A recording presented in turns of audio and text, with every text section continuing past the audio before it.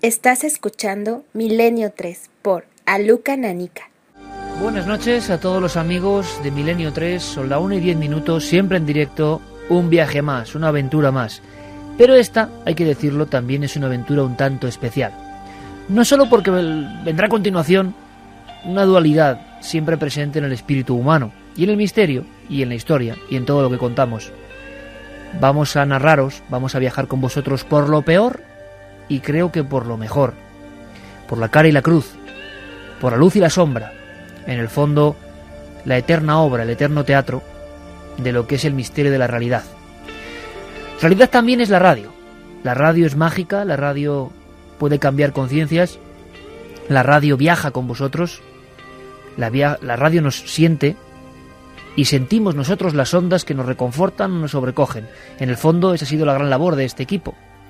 Gran labor digo porque es un gran grupo de personas el que nos sigue.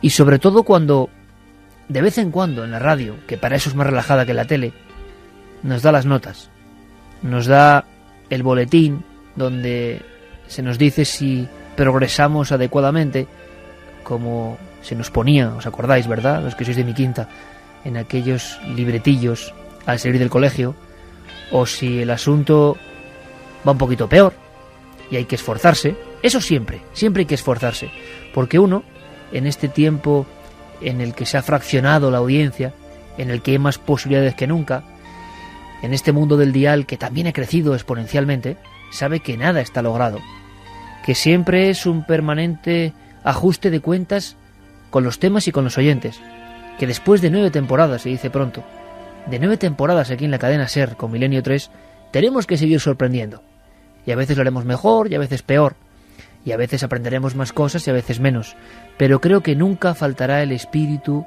que hace que tengamos un motivo para encontrarnos los sábados por la noche.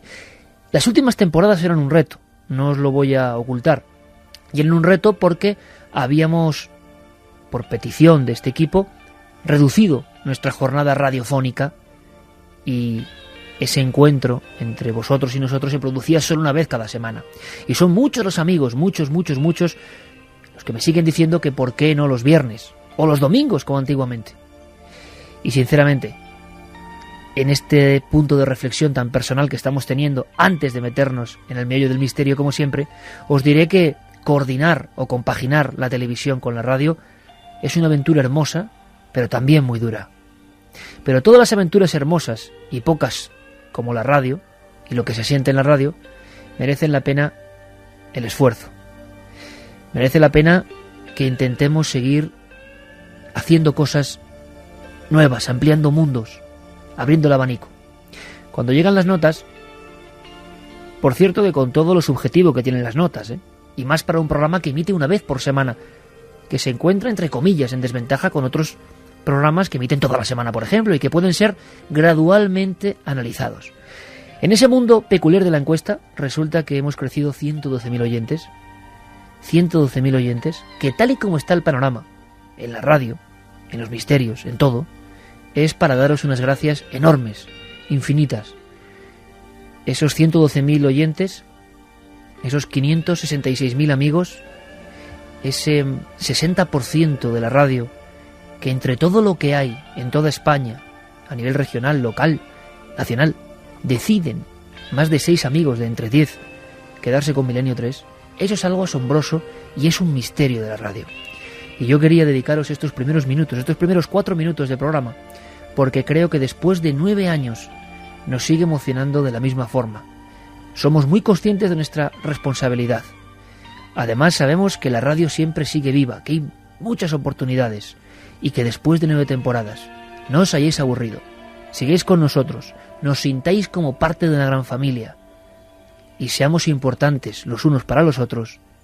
No podéis imaginar la satisfacción que nos da. Son miles de historias las que hemos contado, miles de sensaciones, miles de momentos duros y alegres, miles de horas de mágica radio, nada tan mágico, nada tan poco medible, aunque suena paradoja, nada tan invisible y sutil como la radio. Y después de 9 temporadas, amigos, seguís ahí, 112.000 amigos más. De todo corazón, Gracias, desde el epicentro de la nave radiofónica del misterio. Y como cada noche, después de 9 temporadas, yo digo eso de Carmen, buenas noches. Y yo te digo, Iker, buenas madrugadas. Pues felicidades porque cada 3 meses pasa esto, más o menos. Y yo quiero no decir que estamos muy contentos, que es la verdad y es evidente, sino gracias de verdad, de corazón, que lo sintáis, que sois muy importantes, que a veces contamos muchas cosas y siempre es para vosotros. Entonces, hombre, no sé, es emocionante recibir esos datos, ¿no? Estamos todos de enhorabuena después de tantos años aquí juntos, que la gente siga apoyando este programa tan extraño, que cuenta cosas tan raras, que parece que ningún otro programa en ocasiones tiene un hueco para contar lo que nosotros contamos. Y bueno, parece que la gente no se cansa, se lo agradecemos. Además, cada día vemos nosotros que... tampoco, ¿eh? No, nosotros estamos encantados de hacer lo que nos gusta, que es dirigirnos a todo aquel que quiera escuchar esas historias, que además en un ambiente maravilloso como es el estudio de la cadena SER, podemos narrar de forma, Iker, en la que nos sentimos como en nuestra casa, con nuestra familia, con nuestros amigos, que son los que nos acompañan aquí en el estudio. Esta familia tiene 566.000 amigos, pero por internet no os puedo ni contar. El programa no hay más que acudir a las bases de datos. Un abrazo para nuestros amigos de iVoox, de iTunes, en fin, en internet es un fenómeno también misterioso. Santiago Camacho es parte de esa familia, evidentemente, y yo, como ocurre de vez en cuando, y nosotros además, Santi, somos muy gráficos. Ahí están los datos. Guillermo León los cuelga rápido en la página web. Los datos hasta el último oyente. Nosotros siempre, cada 1000 oyentes, cada punto que dé el EGM, lo ponemos, mejor o peor. Y en este caso estamos muy contentos. Y Santi, te doy las gracias, porque evidentemente tú eres una de esas patas fundamentales en esta nave del misterio. Pues muchas gracias a ti, sobre todo, buenas noches, muchas gracias a todos esos oyentes. Decía la canción de Roberto Carlos, yo quiero tener 1 millón de amigos y así más fuerte poder cantar. No llegamos al 1.000.000 de amigos, pero creo que con 566.000... Con internet llegamos, Santi, ese es el dato. Sí. Yo creo que de todas formas seamos los que seamos para cantar muy fuerte, para sentir muchas cosas juntos y para hacer lo que hacemos, que es excitar la curiosidad, la imaginación, la fantasía, el querer saber, y todo es una serie de valores que ahora mismo andan un poquito a la baja, pero que entre todos yo creo que podemos empujar. Pues yo creo que somos amigos más que suficientes y sobre todo buenos, que es lo que hace falta. Y vamos a meternos ya en harina de otro costal, que es el misterio y es nuestra obligación. Entendéis, ¿no?, el momento. Yo creo que lo entendéis perfectamente. Sois parte de ese momento y nos hace mucha ilusión cuando recibimos a la gente por la calle o en los viajes o en cualquier sitio y nos dicen simplemente, oye, yo estoy con vosotros, ¿no? Yo os escucho. Y a veces incluso a otras horas, en otros lugares y desde otros países. Por cierto, que mi compañero Fermín Agustí siempre me dice, oye, recuerda que seguimos con el viajero, que las secciones vienen y van, pero están ahí. Y queremos saber, si estáis en otros países, si realmente os sentís corresponsales, os animáis y nos contáis la historia de vuestro país. Esta noche viajaremos, en la segunda hora, a Bolivia, para que conozcáis una de las historias más asombrosas, más increíbles y más de auténtico ángel humano que yo he conocido. Esa gente buena que existe y que lucha contra los vampiros en Bolivia. Luego lo contaremos. Pero en este equipo está Carlos Largo, está el citado Fermín, está Geray Martínez, como no, fundamental, que ha puesto banda sonora a este EGM también. Y Geray, representación de todos los compañeros, Noel, Antonio, tantos que son básicos, ¿no? Como lo decíamos la semana pasada, para que esto suene como debe sonar en cualquier circunstancia. Y Guillermo León y Carlos Cala y todos los amigos, todos, y Juan G. Vallejo, todos los que están en esta familia, de una u otra forma, les mandamos un gran abrazo. Gracias por estar ahí. Bueno, encuesta, como no, la interactividad ha sido una de las apuestas. Yo estoy hasta nervioso esta noche. Ha sido una de las claves que hemos intentado trazar con vosotros a través de la web. Y en esa web hay una pregunta muy concreta que tiene que ver con la historia emotiva, que vamos a contar ahora, al principio. Pues ya está subida esa pregunta del debate de la semana en Milenio 3. Ya sabéis que podéis votar en la web ikerjimenez.com. Y la pregunta es muy sencilla. ¿Crees que hay lugares que atraen el mal? ¿Hay lugares donde se centran accidentes en concreto, Iker? ¿Hay lugares donde parece que las muertes son continuas o que se suicida gente? ¿Hay lugares que atraen el mal? Esa es la pregunta. Ha pasado algo, y otra de las normas de este programa es estar siempre pegado a la actualidad. Si hay algo de actualidad, nosotros somos periodistas y tenemos que hablar de eso también. Ha habido un acontecimiento tremendo que os queremos contar, simbólico, quizás simbólico. Seguramente una casualidad, pero que nos va a permitir con Santi Camacho, sobre todo como guía, abrir una página oscura de la historia y terrorífica. Vías de contacto ya abiertas. Claro que sí, vamos a repetir las vías de contacto para que nos deis vuestra opinión y también para que nos hagáis llegar vuestras preguntas. 27640, palabra clave milenio, espacio vuestros mensajes, www.cadenaser.com para dejar los mensajes segundo a segundo y también nuestro mail milenio3 con número @cadenaser.com. Como siempre, Iker, sorteamos Cultura, 3 libros. Bueno, pues dicho todo esto, yo quiero que escuchemos, por favor, lo que era noticia hace escasos días. Esta semana un país se ha convulsionado como pocas veces, es Polonia. Un país, por cierto, muchas veces protagonista de momentos claves en la historia del siglo XX y ahora del siglo XXI. Una noticia que nos pillaba en Turín, nos pillaba con los preparativos ante la síndone y que nos causó también un verdadero impacto. Aquí en la cadena SER, en este mismo micrófono, nuestros compañeros de informativos, con Jesús Cintura a la cabeza, daban esta noticia y de esta forma. ¿Qué tal? Buenas tardes. La noticia de este sábado es la de un país que ha perdido a su presidente, al jefe del Banco Central y al primer responsable del ejército, entre otros altos cargos. Toda esta alta delegación polaca viajaba a bordo del avión que se ha estrellado cerca del aeropuerto ruso de Smolensk. Estos mecánicos del aeródromo han sido testigos de lo ocurrido.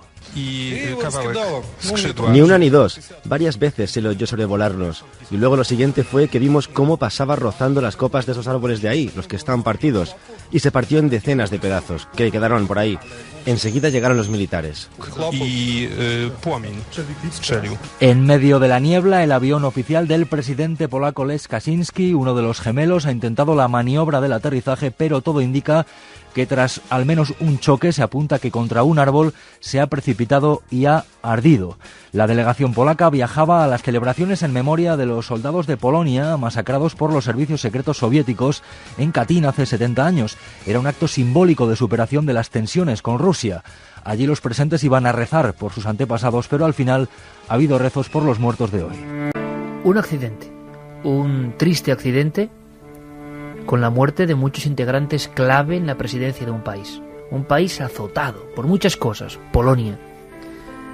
Pero es que el accidente ocurre en un lugar, ese árbol estaba en un lugar, en un bosque sagrado y maldito para muchos, y esta noche lo vais a entender. Y ahí se desvela el porqué de esa pregunta en la encuesta. Si creéis en lugares que atraen la fatalidad, que atraen algo que parece un poco oscuro en ocasiones. Fotografía, Santiago Camacho, compañero, de ese bosque y de por qué es muy especial que ese accidente ocurra allí. Pues sí, a pocos kilómetros al oeste de la ciudad de Smolensk, que a su vez está al oeste de Rusia, casi en la frontera con Bielorrusia, en la parte más cercana a Polonia de Rusia, pues hay un bosque, un gran bosque de abedules, sobre todo, árboles muy altos. Es un bosque frondoso, tiene un cierto aire melancólico siempre, ni siquiera ahora que es plena primavera y las flores están en plena eclosión, parece que esté del todo vivo.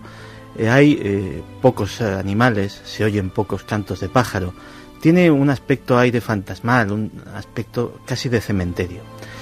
Y es posible que parte de eso se deba a que en la primavera, en tales fechas como esta, de 1940, ese paraje tranquilo era muy diferente o albergaba una actividad muy diferente a la que ahora tiene.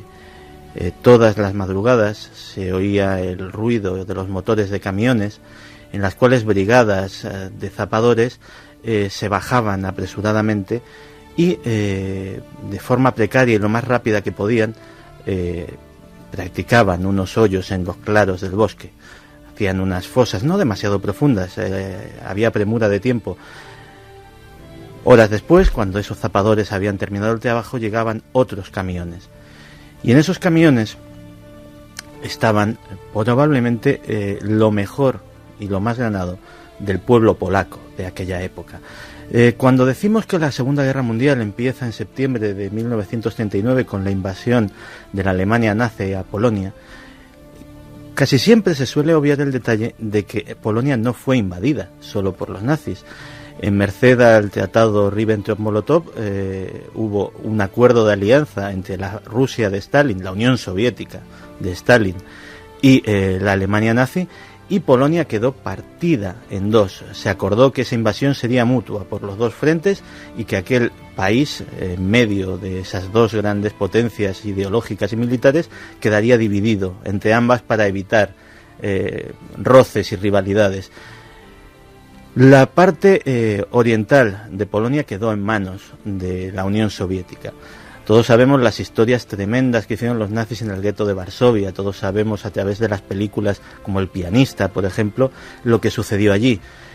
Pero muy poco se sabe de lo que sucedió en esa parte soviética de Polonia. Y lo que sucedió fue muy sencillo. Miles de personas fueron hechas prisioneros de guerra. Simplemente había una palabra, un papel que se ponía en una cédula y llamaban a tu casa para reclamarte. Ponía acusado. Nada más. No se sabía acusado de qué. Acusados fueron todos los oficiales del ejército polaco, que se había rendido. Ni siquiera, como al contrario de lo que sucedió en el frente alemán, ni siquiera dispararon una sola bala en resistencia ante la enorme maquinaria bélica que se les echaba encima y que algunos incluso pensaban inocentemente que venían en su ayuda para repeler al ejército nazi. Pero no solamente militares, abogados, intelectuales, periodistas, profesores universitarios. Toda esa gente bajándose de los camiones en ese bosque. Efectivamente, lo que pretendía Stalin era desmontar un país, quitarle su alma, quitarle su historia, quitarle su identidad y instaurar allí el modelo totalitario que él tenía en la cabeza. Muchas veces se ha dicho, y en eso tiene razón, que no solamente Polonia fue víctima de Stalin, la Unión Soviética fue víctima de Stalin, y los muertos en las purgas de este tremendo dictador se cuentan por millones en el seno de la Unión Soviética. Pero eso no es óbice para que esa Polonia dividida se llevase una buena parte. Y toda esa gente acabó en campos de concentración cercanos a esa ciudad de Smolensk. De esos campos de concentración eran sacados en pequeñas partidas, luego explicaremos cómo, luego explicaremos con qué engaños, y día a día, durante toda una primavera, durante todo un mes de abril, durante todo un mes de mayo y parte de un mes de junio de 1940, allí cayeron 20.000 personas. Y luego, Santi, casi en una frase, porque la conexión que tenemos ahora creo que es emocionante, importante, y para mí, en estos momentos que está viviendo Polonia, es un orgullo tener al embajador polaco.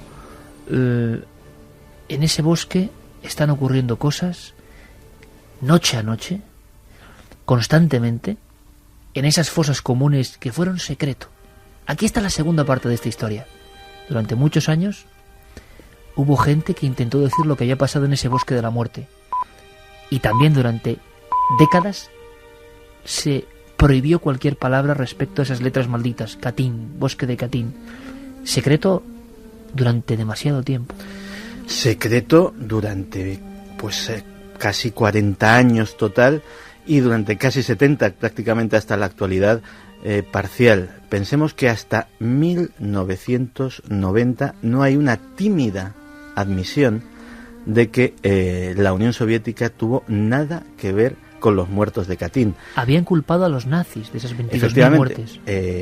Meses después, Hitler decide invadir la Unión Soviética y lógicamente tiene que pasar por encima de esa Polonia invadida.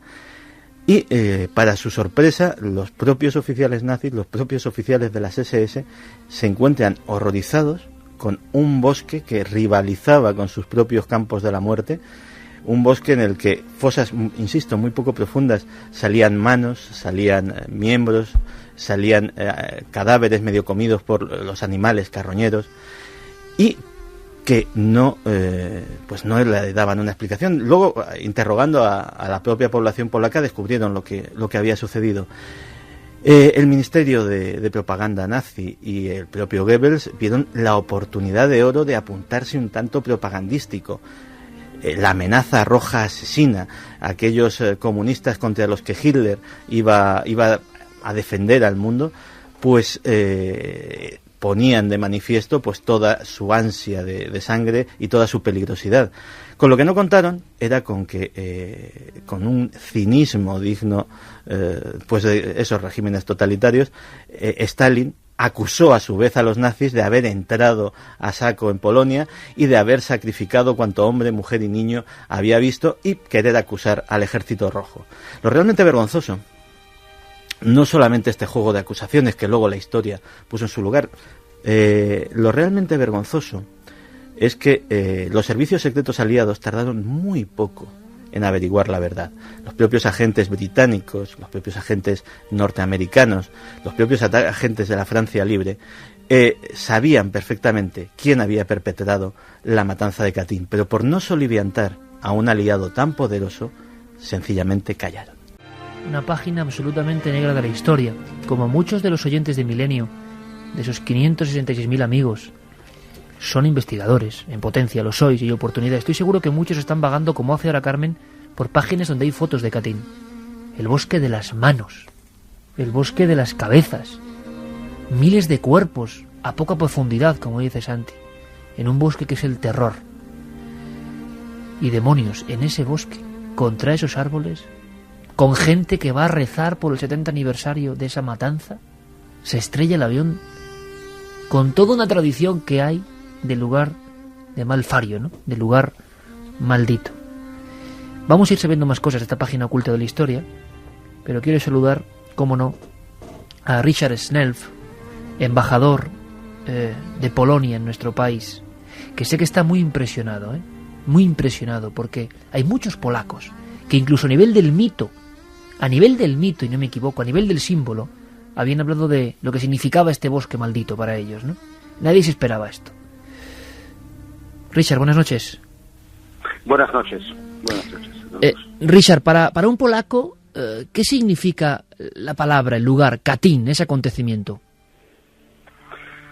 Bueno, yo creo que para la mayoría, diría, para todos prácticamente polacos, la palabra Katyn está asociada con un acontecimiento, en principio, que cumple 70 años, el aniversario de una matanza cometida por la policía secreta de Stalin a 22.000 de oficiales polacos, prisioneros de guerra, quienes fueron sin juicio, sin cometer cualquier tipo de delito, fusilados ahí en este lugar y otros cercanos.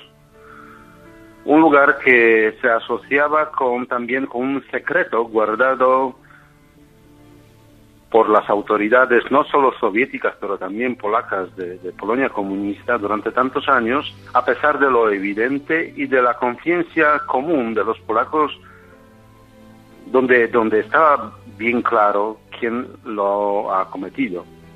Ahora, el día de hoy, esta palabra, este lugar, tiene también otro muy doloroso significativo para nosotros, para todos los polacos, es decir, el lugar de una catástrofe terrible, donde falleció el presidente de la República de Polonia, Lech Kaczyński, con la primera dama, Maria, y con 24 más destacados miembros de la delegación que viajaba justamente para conmemorar esta terrible matanza ocurrida 70 años antes. Pues yo digo que el círculo histórico de una tragedia se cerró en este momento.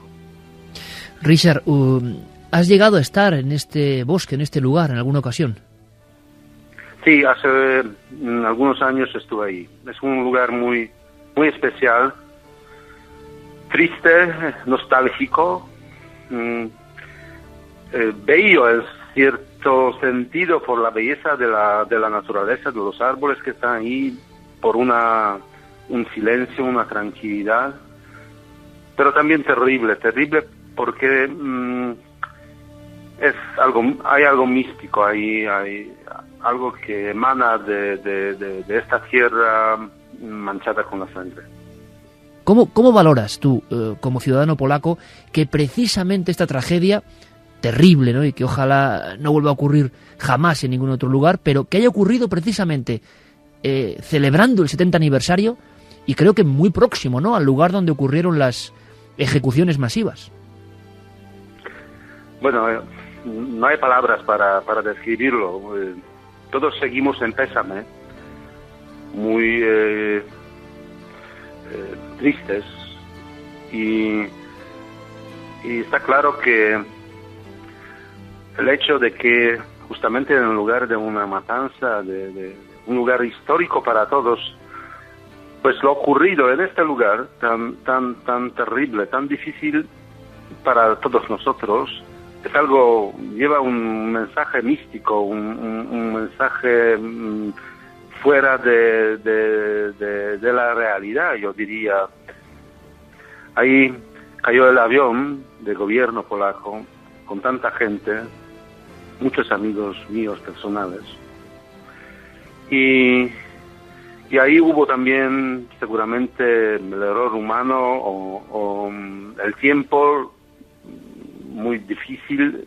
Se habla de las condiciones extremas prácticamente.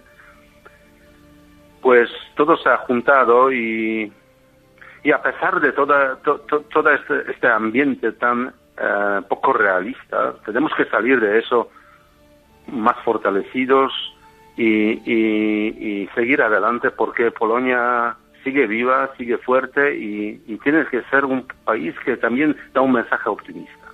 Eso desde luego, y además de estos terribles accidentes a veces se sale, no voy a decir fortalecido, pero sí aprendiendo cosas que son importantes, pero imaginamos que ahora el shock es absoluto. Muchos amigos polacos, Richard, nos comentaban que durante todos estos años, incluso en la época del secreto, en la época donde los polacos no podían decir, no podían acusar de lo que había pasado realmente, la gente acudía incluso de forma casi clandestina a conmemorar, ¿no? Había mucha gente que se aproximaba, o mucha gente para la que este bosque era un sitio, como tú muy bien has definido, místico, irreal, distinto, ¿no?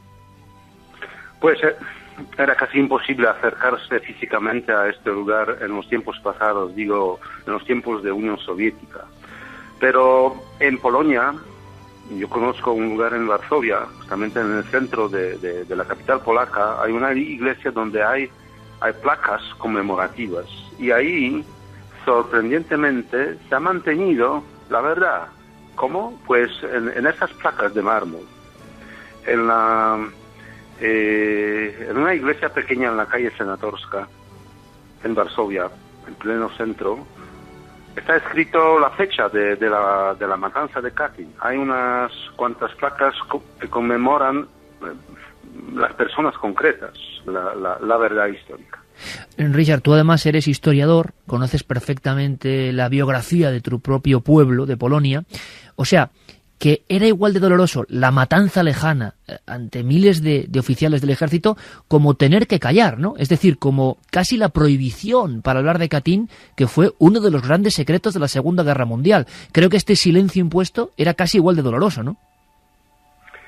Pues hay toda una historia alrededor de esta matanza de Katyn, porque a eso se vincula también la muerte de general Sikorski, el jefe de gobierno polaco en exilio durante la guerra, quien protestó contra los aliados, es decir, no quería aceptar la mentira que le ofrecían las autoridades soviéticas al descubrir las tumbas, el lugar de la matanza, y evidentemente los aliados lo entendían como algo que podría romper la alianza antihitleriana en un momento tan delicado. Curiosamente, y eso es uno de los secretos de la historia de la Segunda Guerra Mundial, general Sikorski, Władysław Sikorski, murió en un accidente cuando su avión Liberator despegaba en el aeropuerto militar de Gibraltar en 1943. Ahí cayó en el agua Y ahí murió el general Sikorski, el jefe de gobierno polaco en exilio. Pues mire que cuánto misterio, cuánta muerte, cuántos secretos alrededor de toda esta situación, todo este crimen que hoy día he revelado, permite a mirar hacia el futuro y construir nuevas relaciones también con la Federación Rusa. Richard, ya no solo como embajador en nuestro país de Polonia, sino como historiador, conocedor del pasado. Ahora me imagino muy bien, escuchando tus palabras, lo que pudiste sentir, ¿no?, en ese lugar. No todo es físico, ¿no? Es un bosque. Mucha gente estará escuchando y dirá, es un bosque. No. Tiene que ser algo parecido a cuando algunas personas acuden a esos lugares de sangre, de simbolismo, de secreto. Yo no sé, parece que quedan también allí en el bosque, en ese cementerio de guerra, algunos símbolos todavía, ¿no? Pero me imagino lo que debe sentirse ahí, una soledad y una tristeza y unas sensaciones difíciles incluso de describir, imagino, Richard. Bueno, es un lugar terrible y al mismo tiempo sagrado por la sangre de la gente inocente. A los que vieron la película de Andrzej Wajda, la película Katyn, queda claro que cuál fue el ambiente de todo este crimen, cómo vivieron los últimos momentos los oficiales polacos y cómo vivieron después las familias de ellos, los intentos de ellos de revelar la verdad o llegar a la verdad, muchas veces oprimidos por las autoridades comunistas en Polonia, por la policía secreta, pues fue una verdad prohibida. Anteayer hicimos una muestra, una presentación de esta película para Cuerpo Diplomático, y créanme que el silencio que sentimos al final de la película, la tristeza, un ambiente mágico, diría, en nuestra pequeña sala de la embajada, es algo muy especial y refleja,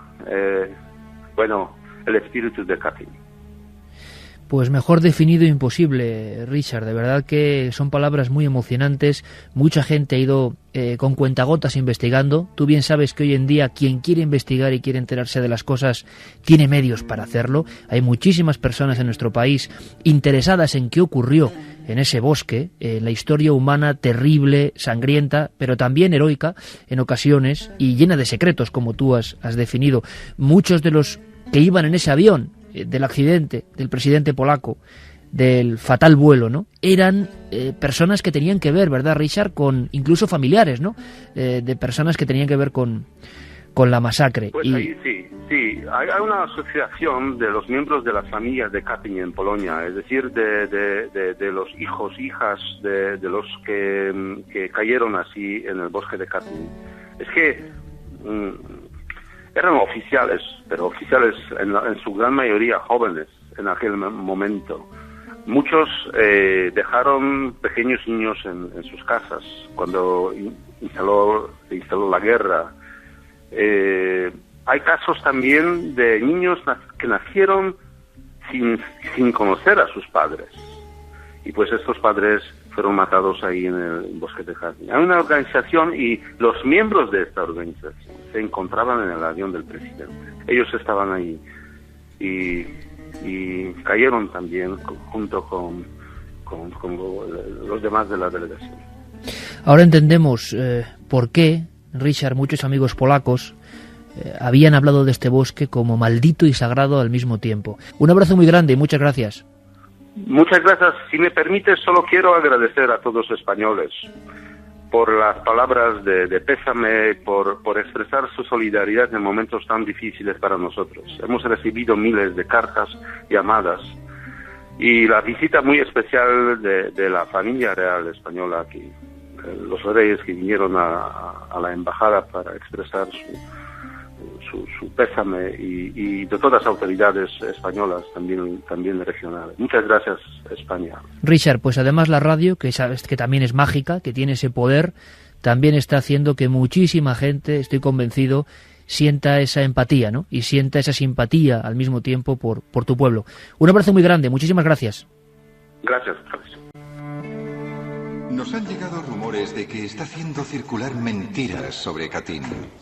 No sé qué entiende por mentiras. La carta que recibí de mi hermano del 6 de abril de 1940 es verdad. Mi hermano nunca me mentiría. Sabe que fueron los militares alemanes. Lo que pretende es difamar a nuestros camaradas rusos. A mí me interesa la verdad. Oh, la verdad es un hecho.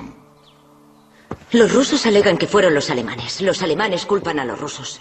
Ni siquiera el actual gobierno polaco ha dado explicación. Las manos sobre la mesa.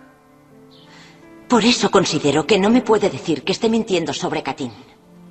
Firmará esta declaración que certifica que Katyn fue una masacre alemana. No. 17 de septiembre de 1939. La entrada de bolcheviques está confirmada. Estamos rodeados de tanques rusos. Capitulamos.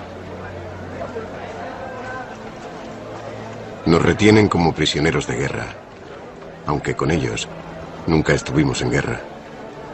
Han separado a los oficiales y han dejado marchar a los soldados, pero a los oficiales nos han retenido. Escribiré de vez en cuando por si me pasa algo. Si muero y no regreso, para que sepáis lo que sucedió. 1:48, el embajador de Polonia en Milenio 3, contando con la emoción en la garganta y en el alma, ese sentido místico de un bosque para ellos importante. Claro, hay que ponerse en el lugar de un país que pierde a sus representantes en un avión cuando van con hijos que nacieron mientras sus padres eran, como tiene Carmen ahora en la pantalla, masacrados uno a uno con la pistola, el oficial soviético con su gorra, su traje oscuro, con una posición marcial, como una estatua más que un hombre, y dos personas en calzoncillos, imagino que con el frío de ese bosque, de rodillas mirando al suelo, el cuerpo desnudo, excepto esa especie de pañal que llevan, y la imagen terrible de la humillación del ser humano por el ser humano, ¿no? El hombre, el lobo para el hombre, la historia eterna que se repite desde el Paleolítico, ¿no? La autodestrucción de esta especie tremenda, y yo os prometo que esta noche vamos a ver las dos caras, muy cerca de la pistola y las cabezas gachas de esos intelectuales y oficiales polacos en ese bosque de la muerte, las fosas recién abiertas. Es tan terrible la historia de esta especie que a uno le dan escalofríos. No nos extraña, Santiago, que el embajador tuviera un nudo en la garganta hablando de precisamente esta película que hemos escuchado ahora con estos fragmentos y de la sensación de misticismo, porque lo que hay ahí, y para un polaco caminar por ese bosque tiene que ser algo tremendo, es un doble infortunio.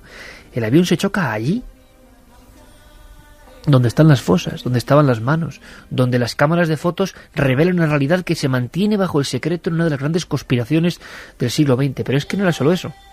Allí había campos de tortura antes de ir a la fosa, y torturas que pueden quitar, en fin, la respiración, pero que existieron y que hay documentos. Sí, de hecho, Katyn era el lugar, o uno de los lugares de ejecución.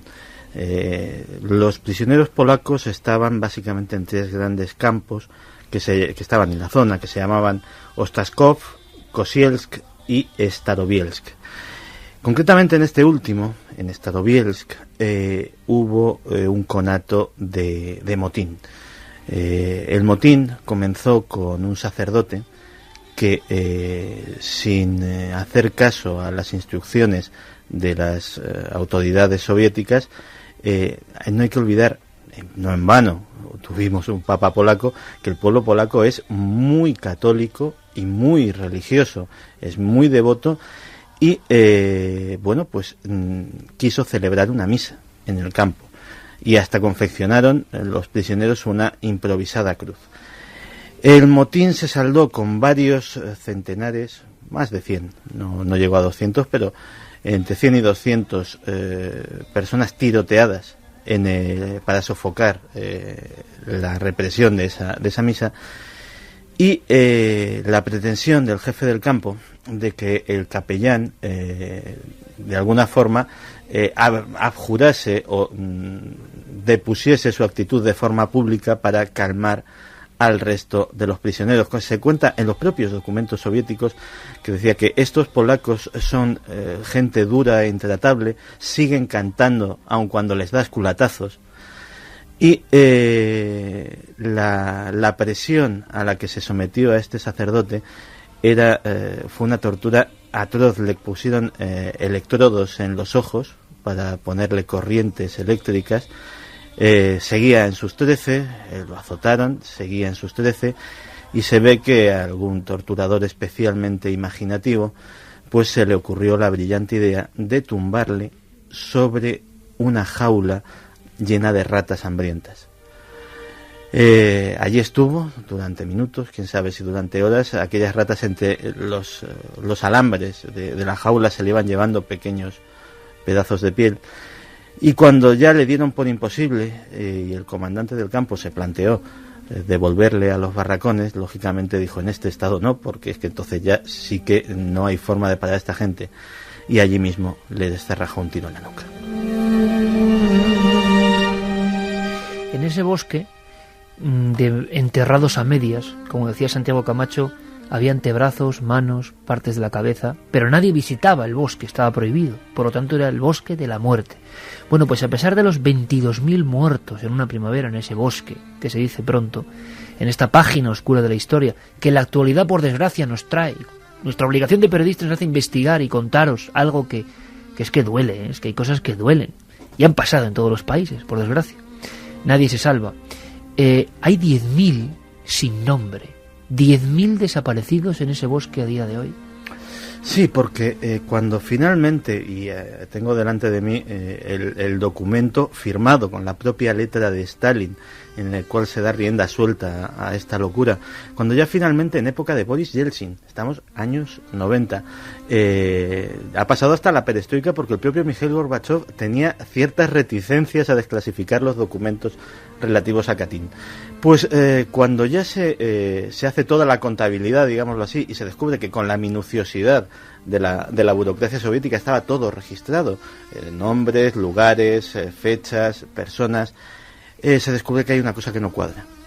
Hay X detenidos, X secuestrados prácticamente de sus casas en ese 1939-1940. Por esos terroríficos servicios secretos primitivos de la antigua o inicial Unión Soviética. El NKVD, que básicamente era el precedente del KGB, tenía un personaje siniestro, tan siniestro que fue luego ejecutado por crímenes de guerra por los propios soviéticos, que era Laurentien Beria, se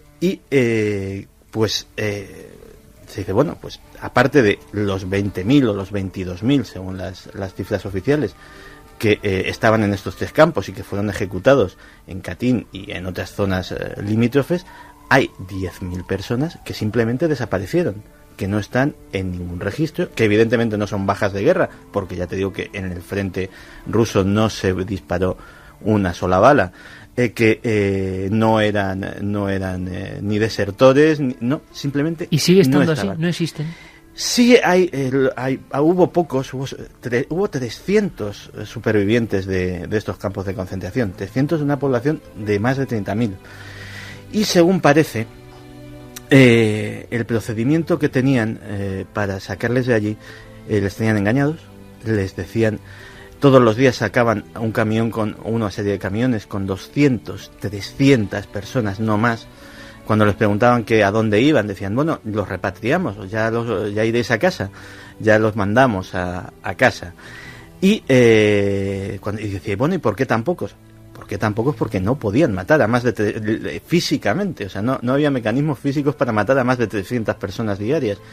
Decía, no, es que estamos en guerra, hay escasez de camiones, no podemos llevaros a todos a la vez. Pero algunos descubrían que muchos de estos camiones no iban en dirección hacia Polonia o en dirección hacia el bosque de Katyn, que caía justo en la misma dirección, sino que iban hacia el norte. Y estas personas, muchos años después, indagando incluso con antiguos veteranos rusos y tal, escucharon una historia estremecedora y escalofriante escucharon que que un procedimiento que testearon, que intentaron las autoridades del NKVD para agilizar, para industrializar a la manera de los campos de concentración nazi la ejecución de prisioneros polacos, había sido conducirlos a la costa norte, a muchos kilómetros, a cientos de kilómetros. Allí había preparadas unas barcazas, unas enormes barcazas, donde se encadenaba a los prisioneros, se las llevaba mar adentro y luego se las echaba a pique. Aquellas personas se ahogaban vivas. Luego entendemos que hay estigmas muy difíciles de superar. Mientras los nazis, con su ideología para dominar el mundo, en terrenos polacos inauguraban fábricas de la muerte y gaseaban a la gente y convertían eso en una industria del dolor, los comunistas de Stalin convertían un bosque en lo que estamos contando. Y me sigue sorprendiendo todavía que algunas ideologías, o todas prácticamente, tengan esos arrastres cuando todas o casi todas han cometido unas tropelías que estamos viendo en imágenes, un bosque con miles y miles y miles de cuerpos esparcidos hasta donde alcanza la mirada, con todo tipo de personas que tenían una dignidad y tenían unos sueños, personas inocentes. Y uno dice, ¿hay solución para esta especie? ¿Hay solución de verdad para esta especie? Por encima de banderas, de ideologías, todos han demostrado que el hombre cerca de la sangre, el hombre enfurecido, el hombre animal, es capaz de todo. Y eso le hace a uno tener pocas esperanzas. Si somos los únicos del universo, ¿a qué hemos llegado? Esto es la cumbre de la creación. Por eso tenemos esperanza también en que haya otros seres por allí. Pero como no todo es tan oscuro, os prometo dos cosas. Una, que a la vuelta vamos a ver ese otro lado. Gente que es capaz de superar todo esto y de pelear contra otros males, los vampiros en concreto, y lo vais a entender, con toda su fuerza y dejándolo todo. El lado luminoso de la existencia. Pero nos queda una cosa importante. No solo vuestros mensajes. Nos queda algo que también es clave y que no nos extraña, escuchando al embajador de Polonia. La existencia de leyendas que van hacia lo fantasmagórico, ¿cómo no?, en un lugar así, hacia lo inexplicado, hacia lo espiritual, en este bosque, que estoy seguro que hemos caminado por su hojarasca, por desgracia para muchos, porque hay historias que casi es mejor no conocer. Pero esto es la historia de la humanidad. Katyn, 70 años, en ese bosque acabaron también los sueños del presidente polaco y de ese comité.